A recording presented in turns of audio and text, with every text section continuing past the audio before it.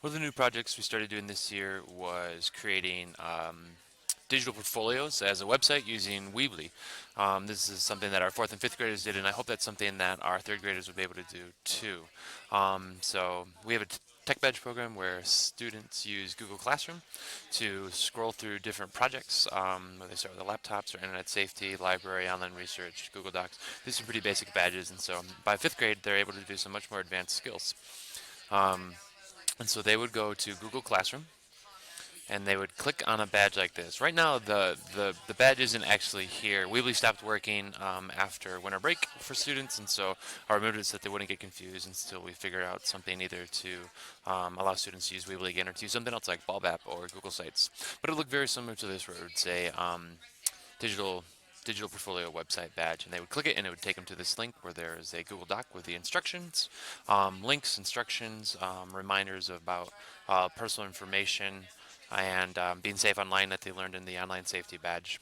And so they would use these instructions. There's an example here that they can look at to get an idea. And so they would click on this link to go to our tech badge page, which I created using Weebly. And early in the year, I created these videos using Screencast, which I'm using now, to show students how to go through essentially every step to create a website. And so they would watch a video about how to create an account, how to go through the steps to create a website, and one of the basic templates that they could use. Here, there's settings where they delete some of the things that aren't there. Here, they can create their about page on my work page settings, and then different ways to add their projects. And so eventually, they're starting to add your projects, and sometimes they'll choose copy and paste.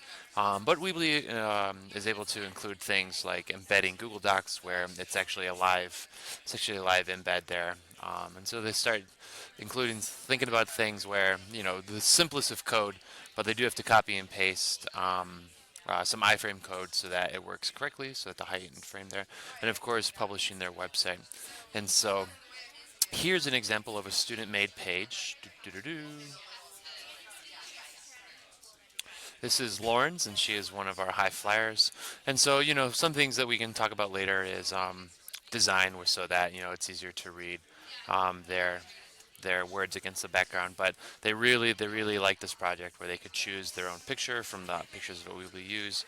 So there's a home page, just title it.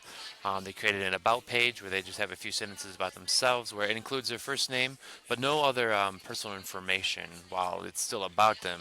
Basic things like favorite food, other things like that too. They have a My Work page, which includes, and so this is like a collection of pages where they can show their work from each grade where they've done things. And so here's just a simple copy and paste that Lauren has done. We can go maybe to fourth grade. Looks like Lauren mostly did a copy and paste. Let's see if we can find if she did any embeds. Nope, but that's fine. I'll find an example later. But Lauren has really gone into it, where she asked if she could just do more, and she just wanted to post her own kind of thing. And we weren't quite ready for blogs yet, but in a similar way, she's just created her own website where she visits these things, and she's taken pictures, and she's written poetry, and she's really gone for it. And so she's publishing poetry. She's using this as a space for her to publish her own work outside of school. And so these are poems that she hasn't necessarily written in school, and she's just using that as a as a um, as a website there. Let's take a look at another student's. This would be Delaney's webpage, and she's another one of our fifth graders, and so she's looked at this too. And she's created this as well, and she can choose that.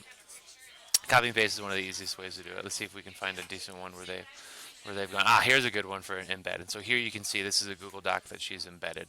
And I tell you what, the students have really loved it. It's really increased their ownership, and it's just a way for them not only to create a website and learn those technical skills about website design, about organization, about creating links, and even some simple coding where they're figuring out some embed code with iframe.